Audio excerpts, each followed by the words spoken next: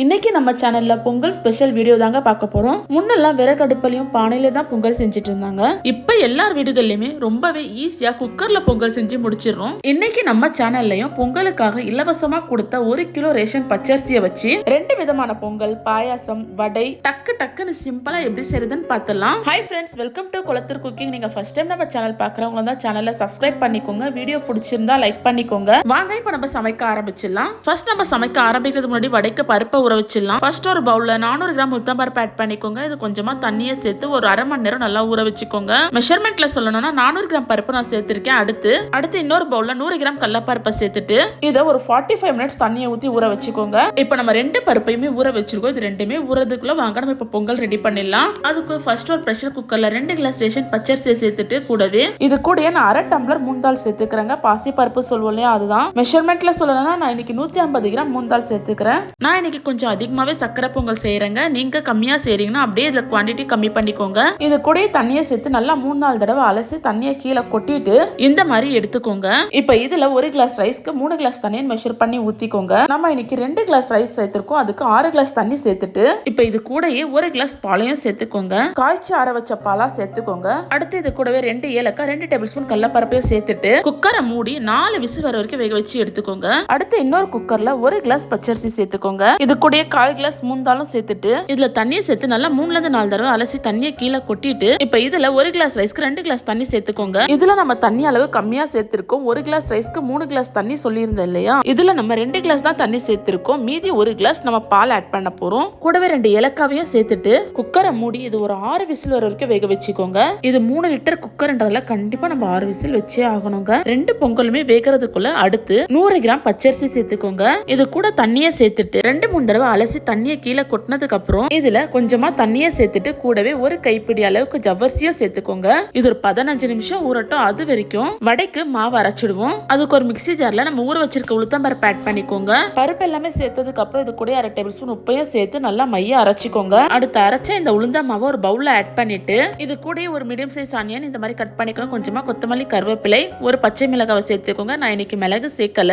எங்க வீட்டு குட்டி சாப்பிடறதால இதை சேர்த்துட்டு கையை வச்சு நல்லா இந்த மாதிரி பிசைஞ்சு விட்டுக்கோங்க. இந்த மாதிரி கலந்ததுக்கு அப்புறம் அவ்வளவுதான், உளுந்த வடைக்கான மாவு சூப்பரா ரெடி ஆயிடுச்சு. இதை எடுத்து ஓரமா வச்சுக்கோங்க. அடுத்து அதே மிக்ஸி ஜார்ல ஊற வச்சிருக்க கடலைப்பருப்பு சேர்த்துக்கோங்க. இது கூடவே 1/2 டேபிள் ஸ்பூன் உப்பு, 2 காஞ்ச மிளகாய், 1/2 டேபிள் ஸ்பூன் சோம்பு, 1/2 டேபிள் ஸ்பூன் மிளகாய் தூள், இது எல்லாமே சேர்த்து இந்த மாதிரி கொரகொரப்பா அரைச்சு எடுத்துக்கோங்க. அடுத்து இது ஒரு பவுல்ல சேர்த்துட்டு அடுத்து இது கூட ஒரு மீடியம் சைஸ் ஆனியன் இந்த மாதிரி கட் பண்ணிக்கோங்க. கொஞ்சமா கொத்தமல்லி, கருவேப்பிலை இலைகள், ஒரு பச்சை மிளகாய் இது சேர்த்துட்டு நல்லா கையை வச்சு இந்த மாதிரி கலந்து விட்டுக்கோங்க. இந்த வேலைகள் எல்லாம் செஞ்சு முடிக்கிற வரைக்கும் நம்ம வச்சிருந்த பொங்கலும் வெந்துருச்சு.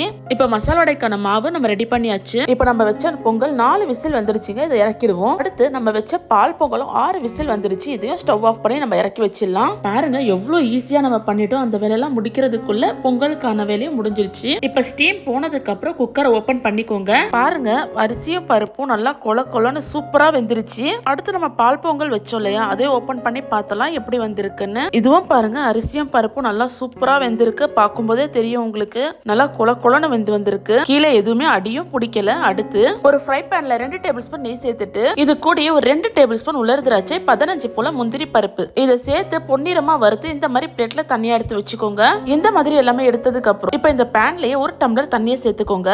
அடுத்து இது கூடயே சக்கரை பொங்கல் இனிப்பு சுவைக்கு நான் இன்னைக்கு பவுடர் வெல்லம் தாங்க எடுத்திருக்கேன். 2 கிளாஸ் அரிசிக்கு 2 கிளாஸ் வெல்லம் சேர்த்துக்கோங்க. சேர்த்துட்டு இதை நல்லா கலந்து விட்டுக்கோங்க. உங்ககிட்ட பவுடர் வெல்லம் இல்ல நார்மல் வெல்லம் தான் இருக்குன்னா தண்ணீரை இப்ப நம்ம சேர்த்து இந்த மாதிரி கரைச்சிட்டு இருக்கோம் இல்லையா, இந்த வெல்லம் தண்ணியில நல்லா கரைஞ்சதுக்கு அப்புறம் வடிகட்டியை வச்சு வடிகட்டிட்டு வெள்ளை தண்ணியை சேர்த்துக்கோங்க. ஏன்னா கல்மண் தூசி இருக்கும். நான் இதை இப்ப வடிகட்ட போறது கிடையாது. ஏன்னா இதுல கல்மண் தூசி எதுவுமே இருக்காது. தண்ணி இந்த மாதிரி நல்லா கொதிச்சதுக்கு அப்புறம் இது கூட நம்ம வேக வச்சிருக்க அரிசியும் பருப்பையும் சேர்த்துப்போம். நான் குக்கர்ல இருந்து எடுத்து பிளேட்ல மாத்திட்டேங்க. ஏன்னா வீடியோக்காக தான். நீங்க குக்கர்லயே கூட வெள்ளைப்பாக கரைச்சி ஊத்தி கூட செஞ்சுக்கோங்க. சேர்த்து இந்த அரிசியும் பருப்பும் நல்லா இந்த வெள்ளை தண்ணி கூட கலந்து விட்டுக்கோங்க. கட்டிகள்லாம் எதுவுமே ஆகாதுங்க. ரொம்பவே ஈஸியா நம்ம கலந்து விட்டுலாம். ஏன்னா வெள்ளை தண்ணி நல்லா கொதிச்சிட்டு இருக்கு. பாருங்க இந்த மாதிரி நல்லா கலந்ததுக்கு அப்புறம் இது கூடயே 1/4 டேபிள் ஸ்பூன் ஏலக்காய் தூள், அடுத்து நம்ம வறுத்து வச்ச முந்திரி திராட்சை, இது கூட ஒரு பிஞ்ச் பச்சை கற்பூரம் நல்லா நுணுக்கிட்டு சேர்த்துக்கோங்க.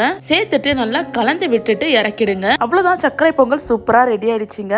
அடுத்து பால் பால் பொங்கல் ரெடி பண்ணிக்கலாம். குக்கர் ஸ்டவ்ல வச்சுட்டு ஒரு டம்ளர் பாலை சேர்த்து நல்லா கலந்து விட்டுக்கோங்க. இந்த மாதிரி கலந்ததுக்கு அப்புறம் இது கூடயே 200 கிராம் கற்கண்டு சேர்த்துக்கோங்க. உங்களுக்கு கற்கண்டு சேர்க்க விருப்பம் இல்லைன்னா வெள்ளை சர்க்கரை கூட பயன்படுத்திக்கோங்க. கற்கண்டு சேர்த்ததுக்கு அப்புறம் இதுல தண்ணி எதுவுமே சேர்க்காதீங்க. கற்கண்டே நல்லா ஹீட்ல இந்த மாதிரி மெல்ட் ஆகும். நமக்கு கற்கண்டு ஃபுல்லா நல்லா கரைஞ்சதுக்கு அப்புறம் இந்த மாதிரி கெட்டி ஆகுங்க.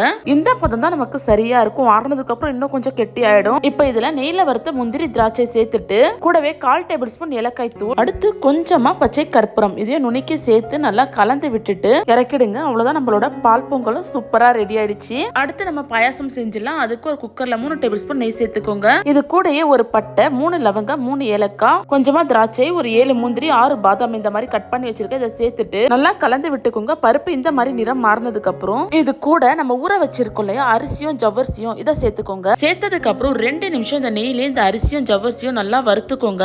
இந்த மாதிரி செய்யறதால நம்ம பாயாசம் குடிக்கும் போது ரொம்பவே மனமா இருக்கும். 2 நிமிஷம் நல்லா வறுத்ததுக்கு அப்புறம் இது கூட 1/2 டம்ளர் தண்ணி, கூடவே 1/2 லிட்டர் பால்ல பாதி பால் மட்டும் சேர்த்துக்கோங்க. பாருங்க, பாதி பால் தான் ஊத்திருக்கேன். மீதி பால் எடுத்து தனியா வச்சுக்கோங்க. எதுக்குன்னு நான் அப்புறமா சொல்றேன். இதை ஒரு தடவை நல்லா கலந்து விட்டுக்கோங்க. இதுல சர்க்கரை எதுவுமே பேட் பண்ண கூடாது. இப்பவே நம்ம சர்க்கரையை சேர்த்தோம்னா அரிசியும் ஜவ்வரிசியும் வேக ரொம்ப லேட் ஆயிடும். அதனால இப்ப குக்கர் மூடிய போட்டு இதை க்ளோஸ் பண்ணிட்டு ஒரு 4 விசில் வர வரைக்கும் வேக வச்சுக்கோங்க. இது வேகிறதுக்குள்ள நம்ம வடையெல்லாம் ஃப்ரை பண்ணி எடுத்துருவோம். ஒரு கடாயில வடை ஃப்ரை பண்ற அளவுக்கு தேவையான அளவு எண்ணெயை சேர்த்துட்டு பக்கத்துல ஒரு பவுல்ல இந்த மாதிரி தண்ணியை வச்சுக்கோங்க. கையில கொஞ்சமா தண்ணியை தொட்டுட்டு நம்ம உளுந்து மாவு அரைச்சலையா வடைக்கு, அதுல இருந்து கொஞ்சமா எடுத்து நடுவுல இந்த மாதிரி ஒரு ஓட்டையை போட்டு எண்ணெய்க்குள்ள சேர்த்துருங்க. உங்களுக்கு எந்த அளவுக்கு வடை சைஸ் வேணுமோ அந்த அளவுக்கு வடையை தட்டி போட்டுக்கோங்க. நான் இன்னைக்கு மீடியம் சைஸ்ல தாங்க போட்டிருக்கேன். இது கூடயே நான் ஒரு மசால் வடையை போட்டுக்கிறேன். கையில வச்சு இந்த மாதிரி தட்டி எண்ணெயில சேர்த்துக்கோங்க. சேர்த்த உடனே திருப்ப கூடாது. ஒரு 2ல இருந்து 3 நிமிஷம் ஆனதுக்கு அப்புறம் திருப்பி போட்டுக்கோங்க. மீடியம் ஃப்ளேம்லயே வச்சு ஃப்ரை பண்ணிக்கோங்க. அப்பதான் வடை நல்லா கிறிஸ்பியாவும் இருக்கும், உள்ள வரைக்கும் நல்லா வெந்தும் இருக்கும். 2 சைடுமே நல்லா இந்த மாதிரி ப்ரௌனா ஃப்ரை பண்ணதுக்கு அப்புறம் நம்ம ஃப்ரை பண்ண இந்த வடைங்க எல்லாத்தையுமே ஒரு பிளேட்ல இந்த மாதிரி சேஞ்ச் பண்ணிக்கோங்க. இப்ப பாருங்க, நம்ம ஃப்ரை பண்ண வடைங்களை எண்ணெயில இருந்து எடுத்தாச்சு. இதே மாதிரி மீதி இருக்க மாவையும் வடைகளை தட்டி ஃப்ரை பண்ணி எடுத்துக்கோங்க. நம்ம வடைலாம் ஃப்ரை பண்றதுக்குள்ள குக்கர்ல பாயாசம் வச்ச இல்லையா அதுவும் வெந்துருச்சு. ஸ்டீம் போனதுக்கு அப்புறம் குக்கரை ஓபன் பண்ணிட்டு நல்லா கலந்து விட்டுக்கோங்க. பாருங்க எந்த அளவுக்கு திக்கா கிரீமியா இருக்கு பாருங்க. இப்ப இதுல நம்ம எடுத்து வச்சிருக்கோம் இல்லையா மீதி பால், அதை சேர்த்துப்போம். கூடவே 1/2 டம்ளர் தண்ணியும் சேர்த்துட்டு நல்லா கலந்து விட்டுக்கோங்க. இப்ப நான் உங்களுக்கு அரிசி வெந்துச்சான்னு சொல்லி செக் பண்ணி காமிக்கிறேன் பாருங்க. எந்த அளவுக்கு சூப்பரா குழக்குழன்னு வெந்திருக்கு பாருங்க. இந்த மாதிரி வெந்திருந்தாதான் பாயாசம் குடிக்க அருமையா இருக்கும். அடுத்து இது கூட 200 கிராம் சர்க்கரையை சேர்த்து நல்லா கலந்து விட்டு பாயாசம் கொதிச்சதுக்கு அப்புறம் இறக்கிடுங்க.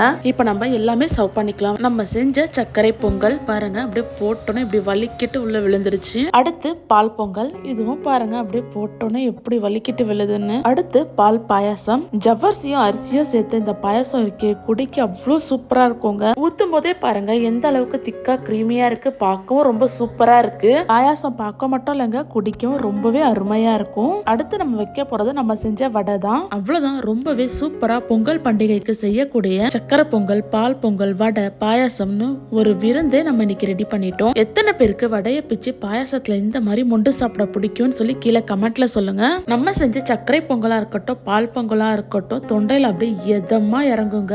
வடையெல்லாம் குறை சொல்லவே மாட்டாங்க. ஒரு வடை சாப்பிட்டாங்கன்னா இன்னும் 2-3 வடை உள்ள தள்ளிட்டே இருப்பாங்க. மசால் வடைலாம் நான் சொன்ன மாதிரி செஞ்சீங்கன்னு வைங்களேன், ஹோட்டல் சுவையில இருக்கும். நீங்களும் நான் சொன்ன மாதிரி செஞ்சு பார்த்துட்டு எப்படி வந்ததுன்னு மறக்காம கமெண்ட்ல சொல்லுங்க. நம்ம சேனல்ல மறக்காம சப்ஸ்கிரைப் பண்ணிக்கோங்க. அனைவருக்கும் இனிய பொங்கல் நல்வாழ்த்துக்கள்.